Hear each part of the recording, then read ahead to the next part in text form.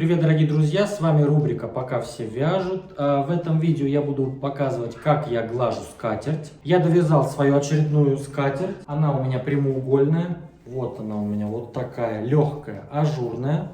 И вот с такой вот обвязкой. То есть, вот я ее только что связал, я ее не гладил, ничего. То есть, сами как видите, она очень легкая, ажурная.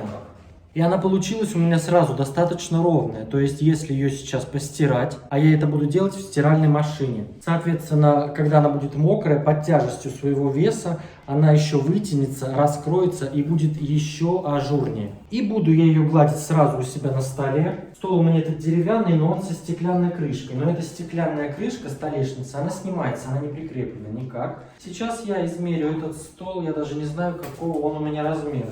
На этот стол я вяжу скатерть первый раз. Стол прямоугольный. Его ширина ровно 80 сантиметров.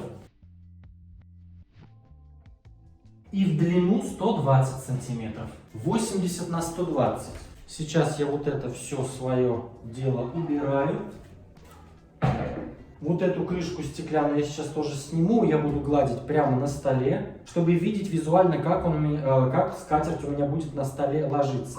Конечно, с круглыми скатертями делать это намного легче. Я тоже все свои круглые скатерти гладил прямо сразу на столе. Но перед этим сейчас я заброшу свою скатерть в стиральную машинку на самый быстрый режим. У меня это 19 минут.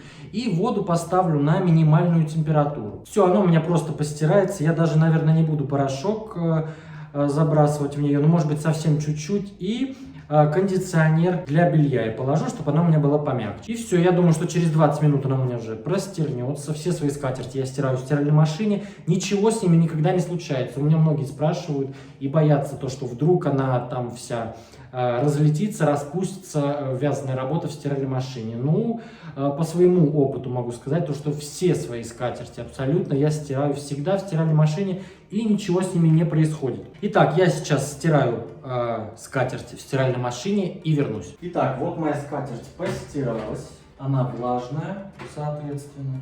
И теперь мы ее в разные стороны хорошо растягиваем, чтобы у нас все петли встали на свои места. Вы прям когда будете тянуть, вы будете чувствовать, что петли немножечко растягиваются. И они прям такой своеобразный хруст. Ну не хруст, но чувствуется такое ощущение, как будто как хрустит скатерть. Это потому, что у нас петли друг за друга тянут и смещаются немножко. То есть вот мы их растягиваем, и они встают туда, куда нужно. И вы прям растягиваете прям так хорошо во все стороны. Я когда скатерти сам начал вязать первый раз, я тоже думал, что с ними делать потом. Неужели их тоже нужно блокировать? Потому что, ну, скатерть размером 2 метра, грубо говоря, даже 1,5, блокировать. Во-первых, на чем ее блокировать, а во-вторых, куда ее положить? Она же не будет у меня посередине дома или посередине квартиры стоять на этом пенопласте, на матрасе или на чем угодно. Я вязал как-то дорожку большую, 1,5 метра, наверное, она у меня была. Я ее заблокировал на старом матрасе. И все, скатерти в итоге я решил делать вот так.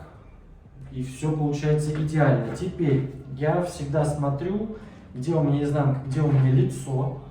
И я кладу изнанкой к себе. То есть я буду ее гладить с изнаночной стороны. И я ее раскладываю на столе примерно, как она у меня будет, например, лежать. И от центра я ее уже буду гладить. От центра к краям.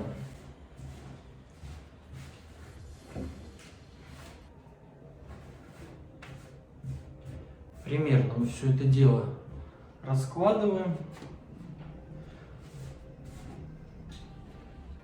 И теперь берем утюг и гладим. И мы гладим, и в противоположную сторону мы все это дело растягиваем, чтобы у нас петли также все раскрывались. Сделаю я побольше. Здесь вы тоже на утюге смотрите температуру, чтобы она на хлопок была именно. Ну или смотря какая у вас пряжа.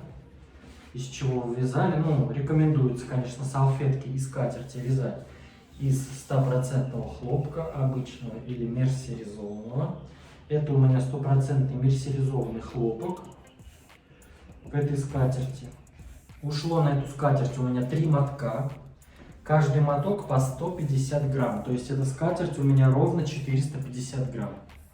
И в мотке в таком 1000 метров. То есть толщина такой пряжи у меня примерно, если округлить, в 50 граммах 330 метров. В 50 граммах. Но в основном я вижу то, что вяжут скатерти тоненькой пряжи пехорка ажурная. Но так как я живу за границей, я, к сожалению, не могу найти пряжу российских производителей.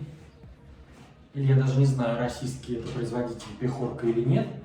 Но факт в том, что все то, что продается в России, к сожалению, я здесь найти не могу. Хотя считаю, то, что в России выбор пряжи в 100-500 раз лучше.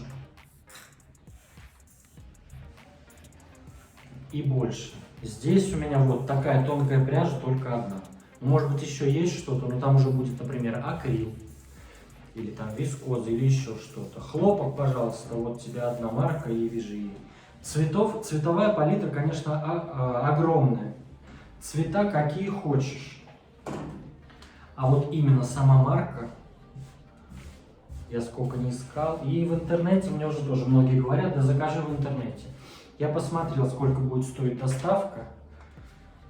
Только доставка обойдется у меня около 10 000 рублей за 2 килограмма посылки. Я думаю, что это того не стоит. Какая разница, какой хлопок? Примерно у меня толщина подходит под пехорку, примерно точно такая же, поэтому ничего страшного, я буду вязать этой. И даже по моим мастер-классам из российских марок пряжи уже многие мастера вязали, все великолепно получается. Поэтому, в принципе, эта пряжа по характеристикам подходит к российской пряже.